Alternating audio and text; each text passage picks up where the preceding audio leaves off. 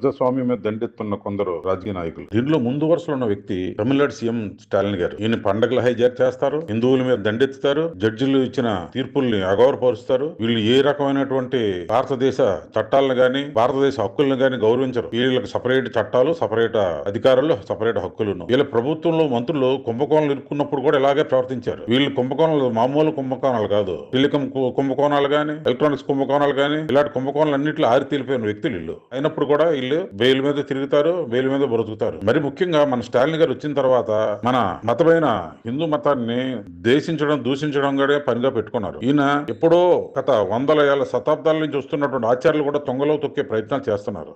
సిగ్గుపడాల్సిన విషయం. ఈయనకి మన చట్టాలు వర్తించవు, మన జడ్జిలు ఇచ్చిన తీర్పులు వర్తించవు. ఇది సపరేట్ రాజ్యాంగం, సపరేట్ దేశంలాగా ప్రవర్తిస్తుంటారు. ఈయన ఏ స్థాయికి దిగజారాడంటే కార్తీక దీపం విషయంలో జడ్జి గారు ఇచ్చినటువంటి తీర్పును గౌరవించలేదు సరికదా, ఆ దీపం వెలిగించడానికి వెళ్ళిన భక్తులు కూడా అరెస్ట్ చేసే నీచ స్థితికి దిగజారాడు. మరి ముఖ్యంగా ఈయన మొన్న పొంగల్ విషయంలో కూడా ఎంత దారుణంగా మాట్లాడుతున్నాడంటే, పొంగల్ ఏదో తమిళనాడు యొక్క సొంత హక్కు అన్నట్టు, తమిళనాడులో అన్ని మతాల వాళ్ళు కూడా ఇది పాటించవచ్చు అన్నట్టు. పాటించవచ్చు, ఎవరు వద్దన్నారు? అందరూ కూడా మన హిందూ మతాన్ని పాటించవచ్చు, మన హిందూ హక్కుల్ని అనుభవించవచ్చు. కానీ ఇదేదో హిందూ మతంతో కాదన్నట్టు మాత్రం మాట్లాడడం చాలా నీచమైన విషయం. ఎందుకంటే పొంగల్ అనేది ఒక హిందూ పండగ. కార్తీక మాసాలు ఇవన్నీ హిందువులు పండగలు. దసరా, దీపావళి ఇవన్నీ ఎలాగో ఈ పొంగల్ కూడా అటువంటిదే.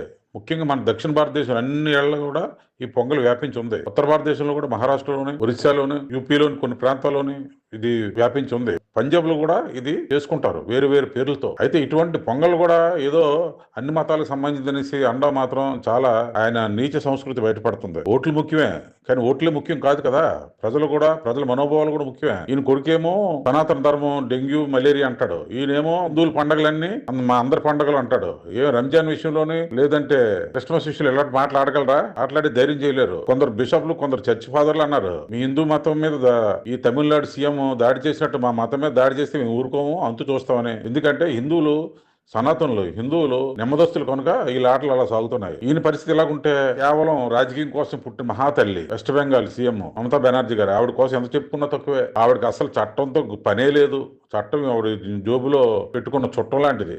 ఎందుకంటే ఈవిడి జడ్జిలు తీర్పులు గౌరవించరు, ఈవిడి పోలీస్ ఆర్డర్లు గౌరవించరు, ఈవిడికి సిబిఐ అంటే లెక్కలేదు, ఈడీ అంటే గౌరవం లేదు, ఎవరైనా గౌరవం లేదు, ఆఖరికి ప్రధానమంత్రి అయినా గౌరవం లేదు. ఇష్టసారంగా మాట్లాడతారు. ఈవిడ ఒకప్పుడు ఎంతో ఉన్నత విలువలతో రాజకీయ నిర్ణయాలకు వచ్చిన ఈవిడ కేవలం ఓటు రాజకీయాలకు మారిపోయాడు అన్నది ఇదే తార్కాణం. హిందువుల పండుగల మీద కూడా ఈవిడ ప్రత్యేక ఆపేక్ష లేదు. ఈవిడే హిందువు కాదు, ఈవిడే వేరే మతస్థురాలని చాలా మంది కామెంట్ చేస్తారు. ఎంతవరకు విషయం మనకు అనవసరం. కానీ ముఖ్యంగా మన చట్టాల విషయంలో మాత్రం ఈవిడ ప్రవర్తిస్తున్న తీరు మాత్రం ఎంతైనా సరే హర్షించే విషయం కాదు. కోర్టులు అనేవి, సిబిఐ, ఈడీలు అనేవి మన గౌరవించాల్సిన సంస్థలు. ఇటువంటి నీచ రాజకీయాలు చేసే వ్యక్తుల్ని సంఘం నుంచి బహిష్కరించాలి. రాబోయే ఎలక్షన్లు అయినా సరే వీళ్ళందరినీ ఓడించాలి. గతంలో చూసాం, లల్లూ ప్రసాద్ యాదవ్ కూడా ఇష్టాసారంగా పాలించి దశాబ్దాల పాటు తన సొంత జాగీర్లాగా బీహార్ నేలాడు.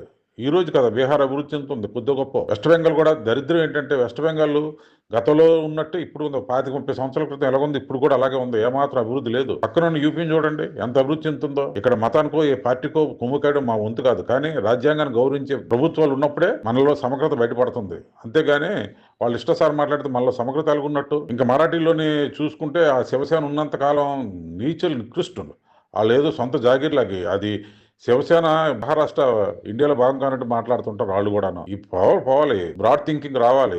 మన పిల్లలు ఇండియాలో ఎక్కడైనా స్వేచ్ఛగా తిరిగేటట్టు, స్వేచ్ఛగా ఉద్యోగాలు చేసుకునేటట్టు ఆలోచించాలి. అప్పుడే మన భారతం పటిష్టంగా ఉంటుంది. ఇంత దరిద్రంగా ఏ కంట్రీలు కూడా ఇలా మాట్లాడుకోరు. వీళ్ళు ఎంతసేపు వేర్పాటువాదాన్ని ఏదో తమ భాష మీద, తమ ప్రాంతం మీద మక్కువ చూపించడం వేరు, కానీ ఇతర భాషల మీద, ఇతర ప్రాంతాల మీద ద్వేషం చూపించడం వేరు. మక్కువ చూపించడానికి అందరికీ హక్కు ఉంటుంది, కానీ ద్వేషం చూపించే హక్కు ఎవరికి ఉండదు. కనుక ఇటువంటి రాజకీయ సంస్కృతి మారాలి. రాజకీయ నాయకుల పరివర్తన రావాలి. మన చట్టాలు గౌరవించాలి. కనుక మేల్కొండి యువత, మేల్కొండి ప్రజలారా. ఇటువంటి పార్టీల్ని సమూలంగా మన దేశం నుంచి, మీ రాష్ట్రాల నుంచి బహిష్కరించాలి.